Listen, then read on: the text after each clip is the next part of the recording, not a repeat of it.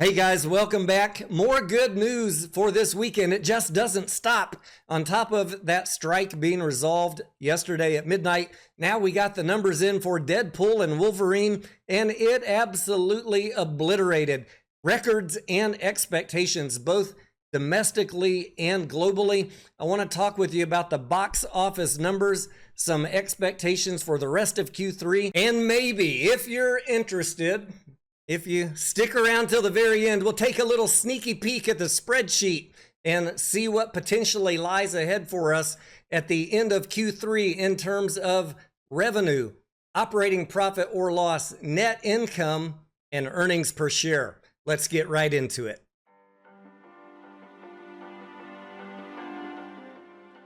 I know you guys had to endure all last week, people telling you over on the troll channels and the hater channels and the gaming channels, 700 million on Q3, AMC's gotta go bankrupt. Guys, don't worry about what those guys are saying. They barely understand the stocks they're invested in. They can't even forecast their own stocks correctly. Don't worry about what they say about the movies. Stick here and we will provide you accurate forecast and accurate information. Now, box office for Deadpool and Wolverine for this weekend, blowing it out the door, $276 million domestically, just fallen short of opening weekend of Barbie and Oppenheimer last year. Of that 276 million, 205 million goes to Deadpool and Wolverine, with Twisters and Despicable Me rounding out the top three. In terms of R-rated movies, new records set with this movie. This is the biggest opening weekend for a R-rated movie at 205 million, blowing out Deadpool and Deadpool 2, which previously held the number 1 and 2 slots. Now, in terms of where Deadpool and Wolverine is stacking up on the overall all-time R-rated domestic box office, on its opening weekend, it is at number 20, and it only needs to get over 370 million domestic during its entire run to take the number 1 title for all-time domestic R-rated hit. So as we finish up July, this very first month of Q3, we're sitting right now at 1.068 billion. I think 1.1 billion is an easy lock for the month of July. I know you want to know, where is Q3 going to end up when we add in all the movies from August and September? We're going to look at that in just a second and then see how those numbers translate into the spreadsheet and earnings. But first, let's take a couple snippets from what the press is saying about this movie and what I think it's going to do over the next several weeks. Here in Variety, I have a couple things I want to point out to you. They talk about Deadpool and Wolverine obliterating the R-rated record with a 205 million opening weekend, the 8th biggest opening weekend in box office history. And people are trying to tell you that the movie industry is dead. I just showed you that Deadpool and Wolverine was the number 1 R-rated movie opening weekend ever in history. If we look at all ratings, you can see Deadpool and Wolverine down here at number 8. It's got a lock on that. That is the biggest opening since 2021, with Spider-Man No Way Home in the number 2 slot. And if you're curious, where is Barbie on this list? Barbie's all the way down at number 21.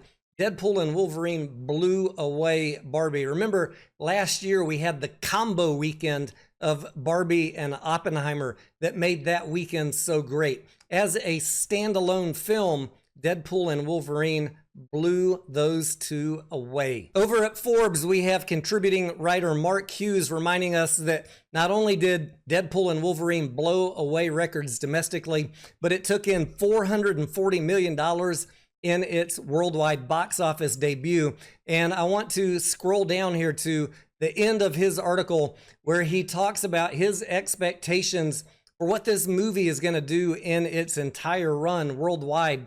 At the bottom, highlighted in green, he's saying, if Deadpool and Wolverine winds up with strong legs and a high final multiplier in the 3.5 range of opening weekend, then we can expect to see a gross worldwide of $1.5 billion plus dollars. Now that is a high multiplier. He admits that a typical multiplier for a movie like this is 2.7 opening weekend. Even on that normal multiplier, we're talking a $1.2 billion global box office. I will put a link to this article in the video description, and let's see how accurate Mr. Hughes is on his guess.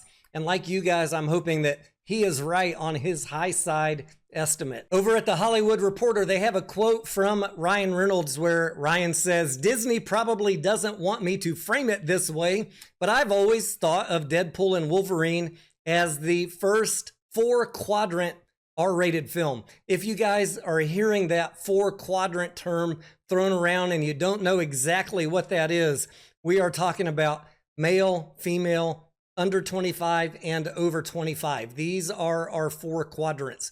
And this movie appears to be hitting in all 4 quadrants, which means it could have really long legs over the next several weeks. Now, you guys know I carefully and conservatively forecast every wide release for every quarter. I've already done that through the remainder of this year, so I have a good idea what Q3 and Q4 are going to look like as far as box office and revenue for AMC.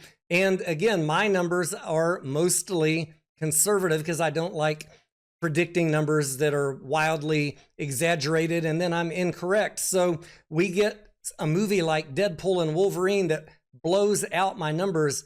That just makes the quarter even better. Just to show you how conservative I am, I had Deadpool and Wolverine estimated to pull in domestically $350 million in its run, and it's probably going to do well above that. All we need is a couple of these other movies to exceed expectations, and you add in all of the limited releases, the other 100 films that are happening during this quarter, we are going to, I think, end up with a Q3 somewhere between $2.4 billion and $2.6 billion. And I'm going to show you what that's going to mean to net income and earnings per share in just a second. But coming up next, besides a nice long run for Deadpool and Wolverine, we have Trap, which that could be a sleeper surprise movie. We have Borderlands.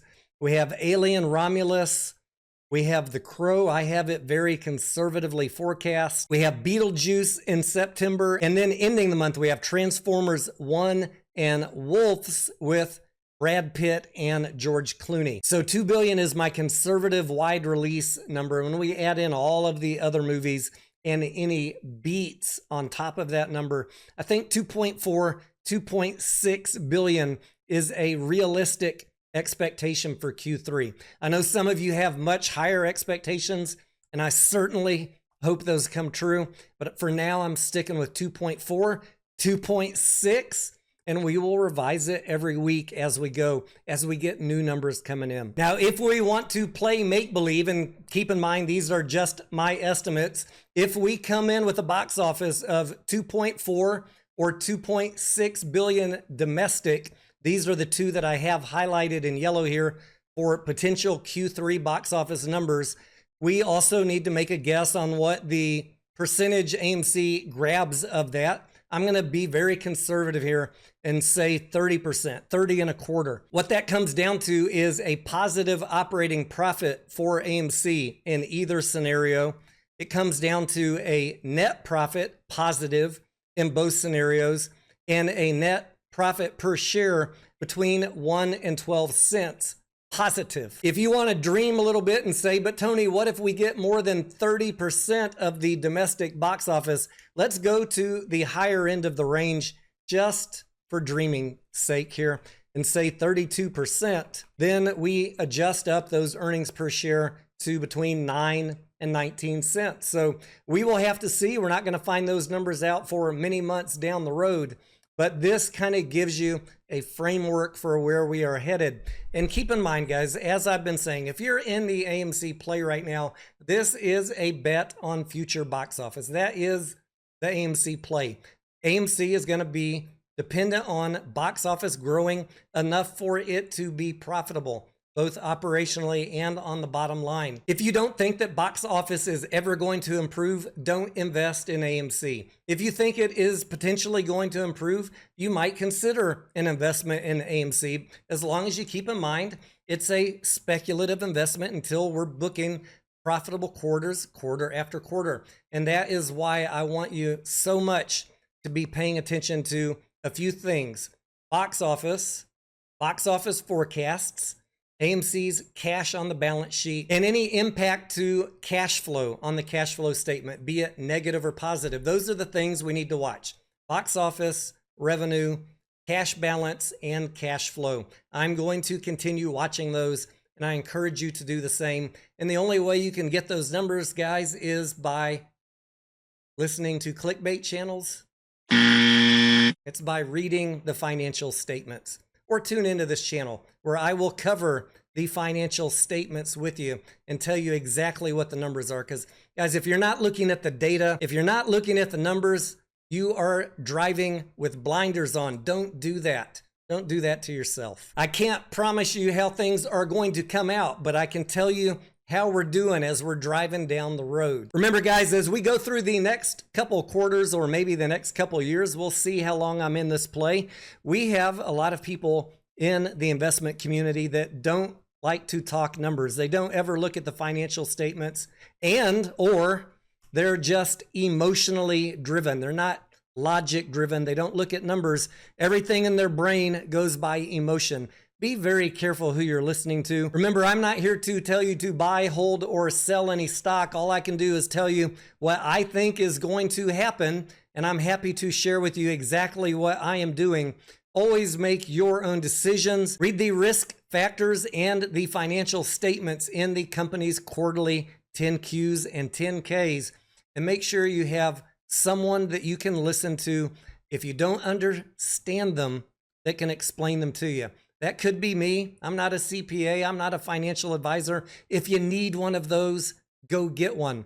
But don't drive down the road blind, and don't drive down the road listening to. Let me know down in the comments what you thought about Deadpool and Wolverine if you watched it already. I am Tony Denaro. Thank you again, and I will see you on the next video.